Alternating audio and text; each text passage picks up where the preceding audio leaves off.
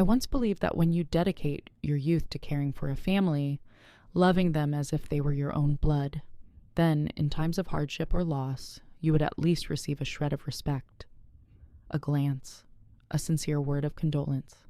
But no, they made me walk behind the funeral procession like a servant. They tore apart my dignity with their silence and contempt, and they had no idea that I held in my hands a secret left to me by the only man who had ever loved me as his own daughter. I had been waiting for that moment for years, the moment when truth would overturn every filthy scheme, when traitors would collapse under the weight of their own greed, and when I, the woman once dismissed and despised, would take the highest seat of power in that very house. This is not just my story. This is a warning to anyone who thinks they can bury a woman with nothing more than arrogance and deceit. Chapter 1: 23 years as a daughter-in-law. A stranger in my own life. For 23 years of being Justin's wife, I believed I had become part of the Morrison family. But the day Andrew, my father-in-law, passed away, I realized a painful truth: I had never truly belonged there. I met Justin while I was still teaching at a public school. He walked into my life with his polished looks, a honeyed tongue, and a family background I could never have dreamed of touching. The day he proposed, my mother warned me, my dear wealth doesn't always come with warmth. I laughed naively, believing that if I was good enough, diligent enough, eventually they would accept me. I was wrong. From the very first day I stepped into the Morrison household, I had to try twice, 3 times as hard to be acknowledged. I learned how to brew tea properly, set the table in a class-appropriate manner, and prepare dinners with dishes whose names I could barely pronounce. I endured the mocking remarks from my mother-in-law, Samantha, who sneered that I was the poor teacher girl with rustic manners. Justin never once defended me. He always told me, "You're overthinking it. Mom's just joking." Family meals became the place where I learned to swallow humiliation. I was the one cooking, cleaning, hosting. When guests arrived, I was the shadow behind the curtain, arranging every napkin, every glass of wine. When family photos were taken, I was always pushed to the edge of the frame, sometimes because there was not enough room, sometimes because it was just for the Morrisons. And still I endured. Because I loved Justin, and because the only person in that family who treated me with genuine kindness was Andrew, my father-in-law. He was the one who quietly pulled out a chair for me whenever I entered a room, the one who listened when I talked about my teaching, the only one who ever said thank you after I served dinner. Once I asked him, "Why doesn't the family like me?" He just sighed, placed his hand gently over mine, and said, "Because you're not like them, and you're kinder than they are." That sentence stayed with me through the years, like a tranquilizer whenever my heart shattered under their coldness. But then, Justin began to change. He started staying out more, claiming it was for work. He came home late, distant, and indifferent. The love we once shared eroded under half-hearted words, his silence, whenever I was hurt, and a sense of family loyalty that I would never be worthy of entering. I once believed that if I sacrificed enough, if I endured long enough, they would come to see my heart. But the day Andrew passed away, I finally understood that family had never left a door open for me. I stood there at the funeral of the only man who had ever treated me like a daughter and realized I was nothing but an uninvited guest. My mother-in-law shot me a look of disdain, then turned to the crowd with a mask of fabricated sorrow. Justin remained silent, eyes fixed on the ground as though the humiliation I bore was nothing out of the ordinary. And that was the very first moment in 23 years when I no longer wanted to bow my head, no longer wanted to stay silent, no longer wanted to be the invisible woman. I tightened my grip on the handbag at my side, the one holding the envelope Andrew had given me just a week before his death.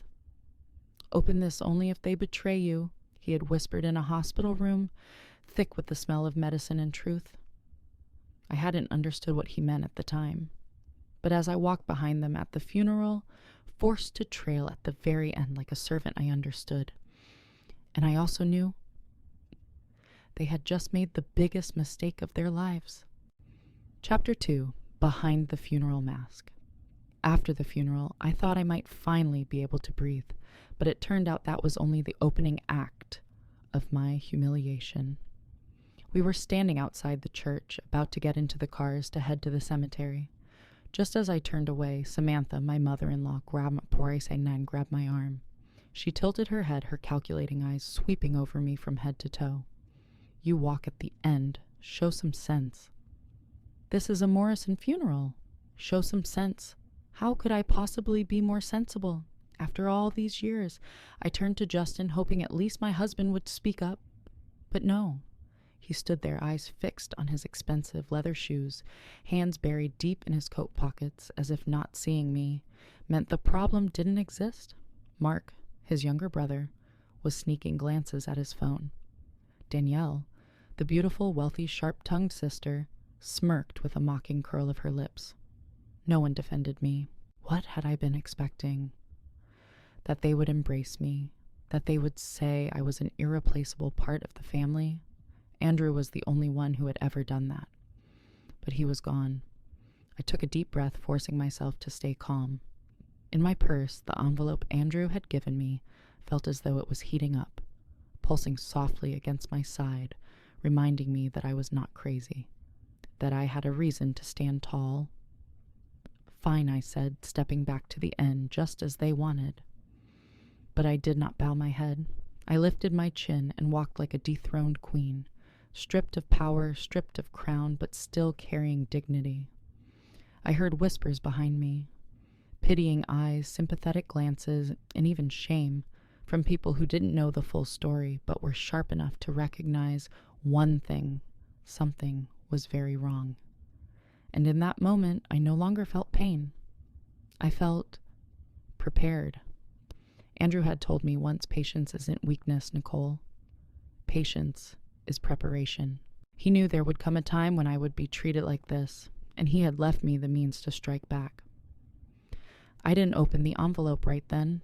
I didn't need to, because the truth was about to reveal itself, and when it did, it would shatter everything they thought they controlled.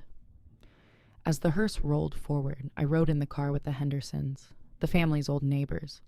Mrs. Henderson held my hand gently and said, "Don't let them make you believe you have no worth. We all saw how you cared for Andrew." I turned to her, eyes burning, and I knew I was not alone. I had the truth. I had proof. And I carried the cruelty of those who had cast me aside like an unhealed wound. They thought they had won, but they didn't know. I hadn't even begun to fight back. Chapter 3. The Fake Will and the First Detonation. The Morrison family home looked no different than usual.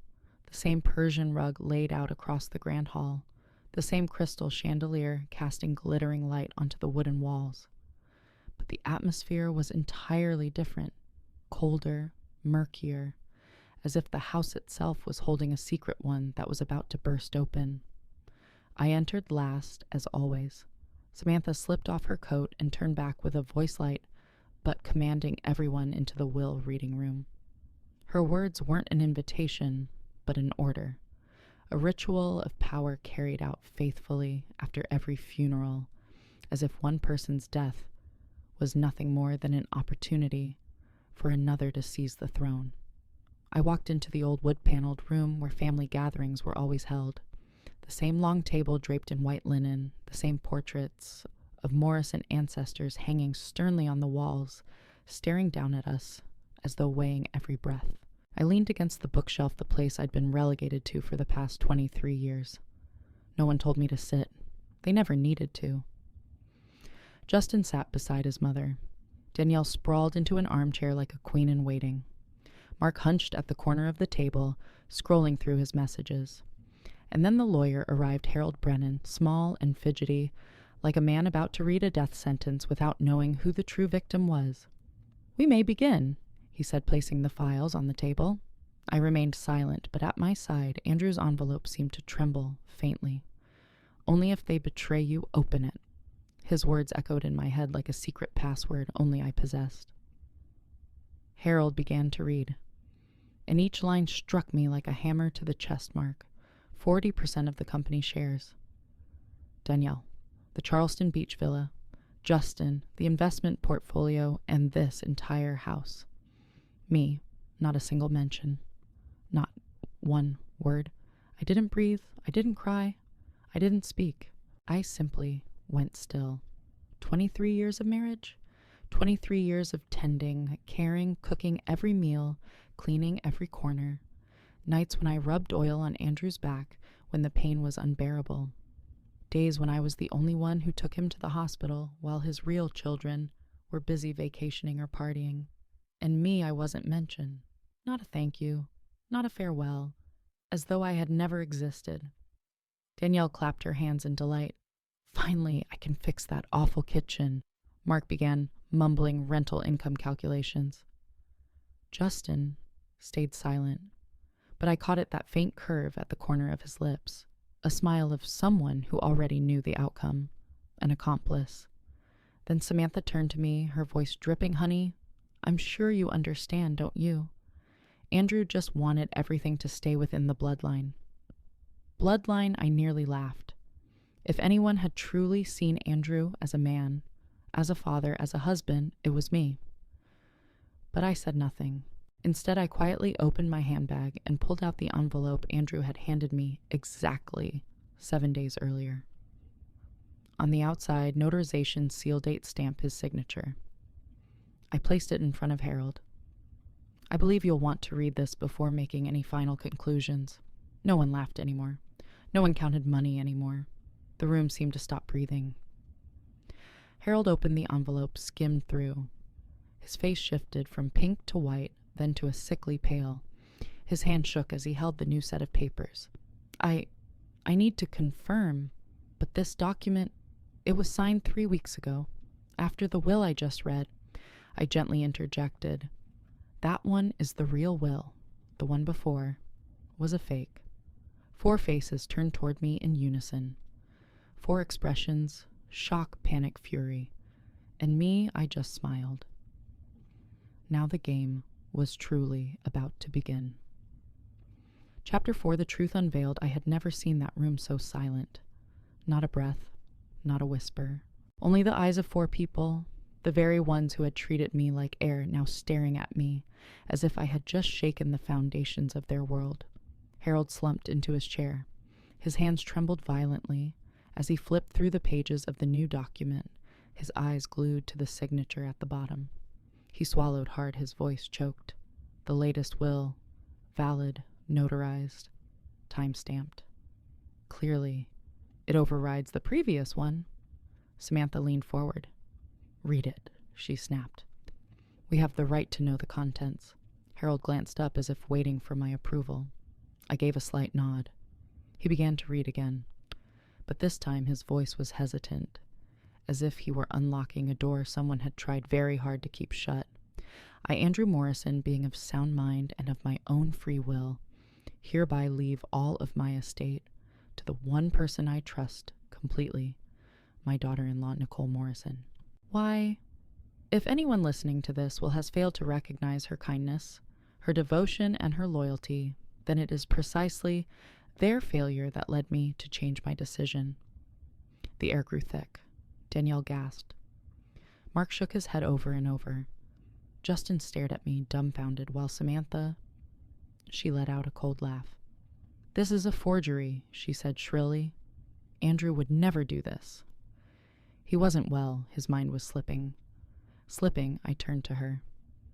Then how was he perfectly lucid in the fake will that conveniently divided everything among you? She fell silent. Justin tried to speak, but no words came. He was wrestling with 2 brutal truths. First, he had been left with nothing.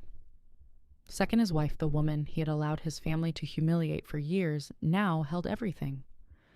I stepped into the center of the room and pulled a small USB drive from my purse. Andrew also left this. If the true will wasn't revealed properly, he wanted everyone to watch this video right here, in this very room. Harold began to protest, but I looked him straight in the eyes. This was his final request, and I will honor it. We opened the laptop. The screen flickered to life. And then Andrew appeared, seated in the very chair where Mark now sat. His eyes were bright, his voice deep, steady, clear. "Hello, everyone," he said. "If you're watching this, then I suspect Nicole has been wounded once more by this family. Perhaps you made her stand at the back again, as always. Perhaps you excluded her through some forged will. And if that is the case, then I want you to hear this clearly. Nicole is the only one here who ever loved me unconditionally, and the only one who never schemed against me. That is why I leave everything to her." Danielle burst into tears. Mark turned pale. Samantha sat frozen. Justin looked at me, not with coldness anymore, but with pleading eyes. But I didn't need pity, not from them. Andrew continued in the video. "If Nicole has had to show you this, it means you yourselves have proven exactly why I could no longer trust any of you." The screen went black. No one spoke for several long minutes. Finally, Harold closed the laptop. "By law, this will is valid. All assets, real estate, the company, the investments, belong to Nicole." I didn't smile. I didn't need to. I simply stood there, feeling the invisible yet undeniable shift, like a small earthquake that had just altered the entire landscape. I was no longer the quiet woman in the shadows, no longer the daughter-in-law pushed out of family photographs. I was the chosen one, the keeper of the legacy, the last one standing when everything else had crumbled, and they knew it. I was only just beginning. Chapter 5, The Collapse Begins. The air in that room was no longer silence. It was suffocation, stifling, as if someone had drained every breath of oxygen from every corner of this house. Danielle sat with her head buried in her hands, sobbing like a child who had just lost a toy. Mark sprang up, stumbling as though desperate to escape the very chair he had once imagined to be his throne of power. His face was ghostly pale, his forehead slick with sweat. I saw the fear in his eyes, not from losing wealth, but from losing the illusion he had always carried that he was the cleverest one in the room. Samantha, she sat unmoving like a stone statue, but I saw at her lips pressed so tightly they had turned white, her eyes blinking too fast, her fingers trembling. The calculations in her head were crumbling piece by piece. Justin turned to me. "Nicole, can we talk? In private?" I looked at him, the man I had lived beside for more than 20 years, the man who had stood silently while his mother ordered me around like a servant. "Now you want to talk," I replied, my voice not raised, not angry, just cold. "I didn't know about this," he whispered. "You know me. You know I trust you, right?" "No," I said. "I once thought I knew you. But today I finally see you clearly." I turned and walked toward the tea table, placing my hand on another envelope. I had brought this one, not from Andrew. From me. I opened it, pulled out a document, and laid it in front of Harold the lawyer, now sweating as though the gallows had just been built for him. "Read it." Harold took the paper. His eyes darted across the lines. It was a letter from a document verification firm confirming that the signature on the original will Harold had first read aloud was a forgery, created with editing software. Even the notary stamp had been faked. Harold was speechless. "You helped them fabricate a false will to steal from me," I said evenly, "and I have sufficient expert evidence to put you in prison." "No, they forced me." Samantha said it was what Andrew wanted. "You are a lawyer, Harold, not a fool," I cut him off. "You understand the law, you know the consequences, and you chose to betray your profession." I raised my phone. "And here is the recording of your meeting with Mark at your office 3 weeks ago. I also have hidden camera footage from my handbag. You said word for word, 'If that woman finds out, we'll blame each other. But this will ensure she'll be left with nothing.'" Harold nearly collapsed into his chair. I turned back to face my former family one by one. Danielle had stopped crying. She sat frozen, colorless. Mark muttered under his breath, clutching his head. Samantha rose to her feet, spine rigid, clinging to the last scraps of authority. What do you want? Just say it. Money, the house. A scandal, I'll give you all of it. I looked at her. I want justice, I said, my voice clear. And I want you all to know the woman you made walk at the back of the funeral that day was the only person Andrew trusted to protect his honor. The front doors opened. 2 police officers stepped inside, summoned earlier by me. One was Investigator Morrison, sharing the family name, but no relation. A bitter irony that made me almost smile. We've received reports of forgery, attempted property theft, and possible involvement in the suspicious death of Mr. Andrew Morrison, the investigator announced. I turned to Samantha. Her eyes were still fixed on me, but that gaze was no longer filled with contempt. It was laced with fear. You won't fool anyone anymore, Samantha, I said. Not without Andrew shielding you, not with no one left to command. Danielle stood up as if to bolt. Stay where you are. One officer ordered. We need statements from everyone involved. I slowly sat down in Andrew's old armchair, resting my hands on the armrests. This was the seat where he once read, worked, and spoke with me each night. Now, it was mine. I looked around the room. I was no longer the one standing at the back. I was at the center, in the seat of power, exactly where I should have been, all along. Chapter 6, The Cards Fall. I had never seen that house so quiet. The police were at work moving around the room, taking notes, asking questions. But inside me, everything felt still. No more whispers behind my back. No more contemptuous looks. No more mocking laughter whenever I set a dish down on the Thanksgiving table. Only truth and consequences. I sat in Andrew's armchair now, mine watching each of them as though witnessing the final act of a play. Mark was questioned first. He trembled like a man who had never faced responsibility before. Did you know this was a forged will? The investigator asked. Mark stammered. I only did what my mother told me. She said Harold had confirmed it was valid. I didn't know anything. Lies? Plain as day. But I didn't intervene. I didn't need to. Everything was already beyond their control. Danielle was nearly collapsing. She curled up on the sofa like a shadow. Her eyes bloodshot mascara smeared, clinging to Harold like a drowning woman clutching a rotting plank. But the one who surprised me most was Justin. He stayed silent. No denial, no resistance, no attempt to excuse himself. He simply watched me. Perhaps for the first time in his life, Justin realized he had lost everything. Not because of me, but because of his own silence that stretched for 2 decades. His cowardice had killed Andrew faster than any illness ever could. Nicole. He finally spoke, voice low. I have no excuses left, but can you forgive me? I lifted my gaze to him. Half of me wanted to laugh in his face. The other half felt nothing at all. Forgive you, I echoed. When you stood there and let your mother humiliate me at the funeral, only saying, just go along with it.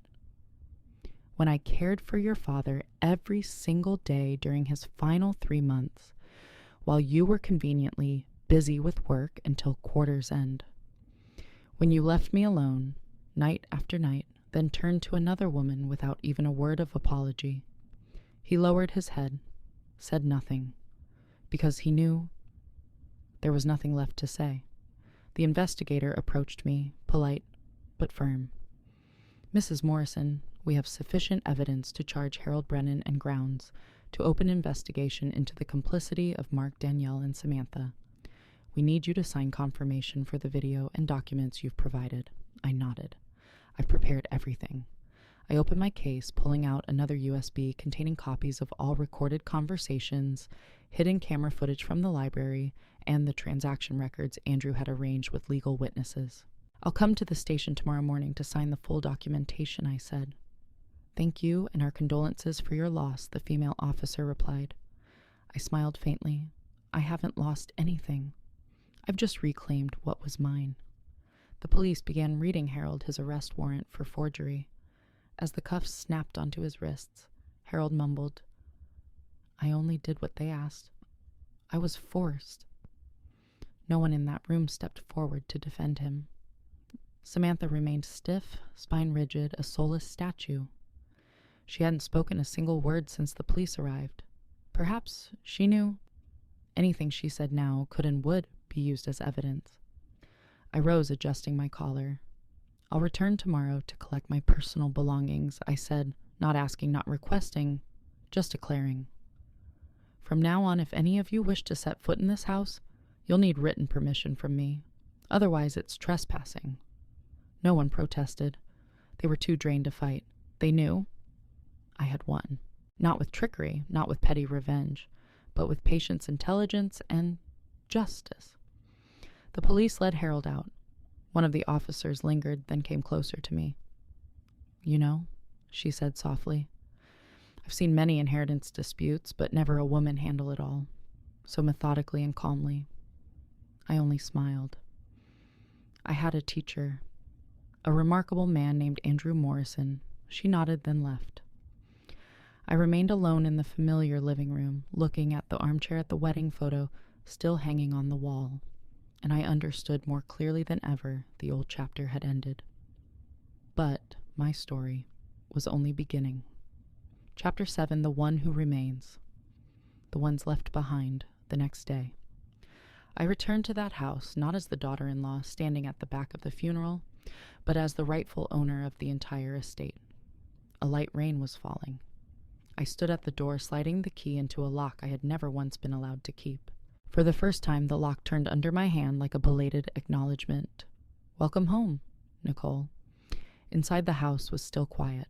The same old grandfather clock of Andrew's ticked steadily, the same faint scent of oak lingered in the air. But the feeling was different. No more Mark's arrogant footsteps, no more Danielle's bitter laughter, no more prying glances or sly remarks about the poor school teacher who married into wealth. I walked straight into the library, the room I had only ever been allowed to stand outside of serving tea for 23 years. Now I sat at the desk, opened my laptop, and began my first task. In my new role, freeing Andrew's empire from the hands of those who had bled it dry. I called the lawyer, ordered a halt on all disbursements to anyone connected to the Morrison bloodline. I contacted the accountant, froze every supplementary credit card Danielle had been using for spas and handbags. I sent a letter to the company board announcing that from this day forward, they would report directly to me, the new 100% shareholder and sole owner of Morrison Construction. The news spread like wildfire. The local press started writing about the fierce Morrison inheritance battle. Some called me the vengeful widow, others the matriarch behind the explosive will scandal. And me, I simply sat in the office, calmly replying to each email, signing each document, as though I had been born for this work. But at night, when the lights dimmed and the city fell asleep, I lay awake, not with regret, but with emptiness. I had claimed justice just as Andrew had wanted, but the price was a lifetime of wounds. I no longer loved Justin. I had realized it the moment he stood between me and his mother at the funeral, and chose to look away. I no longer needed apologies from Samantha, Mark, or Danielle, because I knew they would never come. And even if they did, they would never be sincere. My only sorrow was that Andrew wasn't here to see everything unfold exactly as he had predicted. And then a moment came. An email arrived from Andrew's former law office. "Nicole, Andrew left you a handwritten letter. He requested it only be opened when everything was over." I opened the letter. "Nicole, if you are reading this, then everything has finally come to pass. You have been braver than anyone I have ever known. I lived my life with too many compromises, but I don't want the same for you. You do not need to become a Morrison. Be yourself, Nicole. And if you can forgive, then forgive. Not because they deserve it, but because you deserve to be free. Forever with love, Andrew." I folded the letter, set it on the desk, and let my tears fall for the first time, not from pain, but from release. They could call me whatever they wished, but But from this day forward, I was Nicole, the woman who had risen from a disregarded shadow to the highest seat in the house that once tried to bury her. And if anyone were to ask me whether I regretted it, I would look them straight in the eye and answer no, because I have reclaimed my rightful place, not at the back, but at the front where I should have been all along. Chapter 8, A New Beginning, Not an End.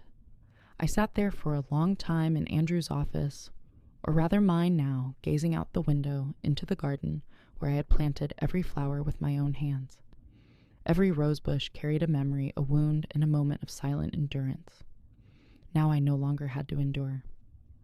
That day, the house that had once been the fortress of Morrison power became the starting place of a new era. I kept none of their portraits on the walls. All of them were taken down carefully, packed, and placed into storage. Not because I wanted to erase the past, but because I wanted to rewrite the present. I hired a team of independent lawyers. Their first task was to reopen the company's entire archive, auditing every expense Mark had once overseen. The results didn't surprise me. Hundreds of thousands of dollars siphoned away for client entertainment, business, networking, research trips, none supported by valid invoices. I forwarded the files to the Economic Crimes Bureau.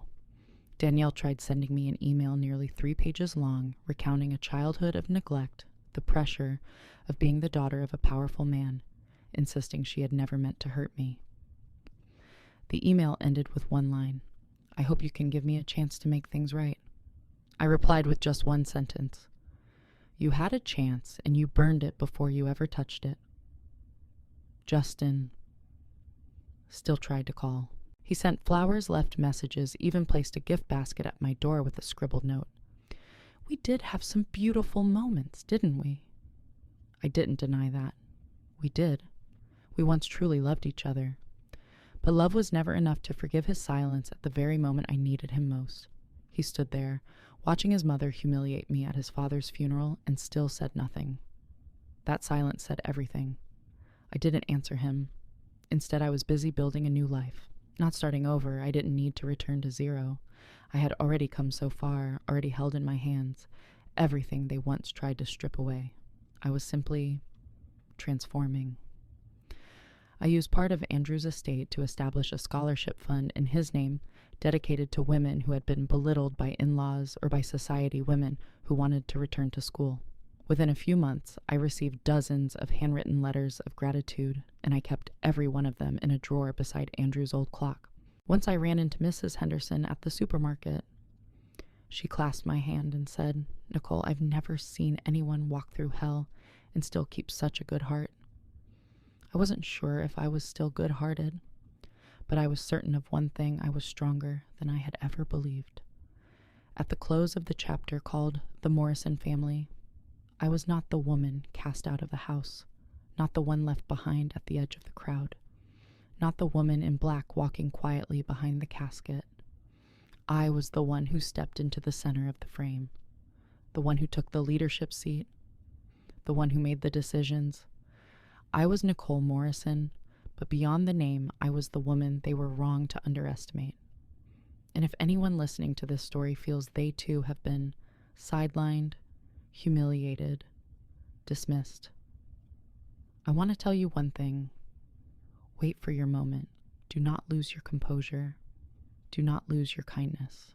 But never forget that you deserve your voice, your place at the head, your respect. Because when your moment comes, you will not need to scream to be heard. You will only need to rise, and the whole world will fall silent to watch you walk. When I walked out of that house, not with my head bowed, not trembling, but with the key in my hand and my back held straight, I knew one thing for certain: I was no longer the woman they could force to stand at the back. I was the one who made them rise to their feet when I entered the room. And if you're watching this now, perhaps you too have been treated as I was underestimated, cut out of the family picture, cast aside as an outsider. But listen, strength doesn't lie in your anger. Strength is when you wait in silence, prepare with precision, and let every betrayer destroy themselves with the very seeds they planted. Thank you for taking the time to listen to this story. If you believe that patience and justice will always prevail in the end, don't forget to like the video, subscribe to Scarlet Vows, and turn on the notification bell so you won't miss the stories to come. And you, the woman out there silently enduring somewhere, it's your turn to shine.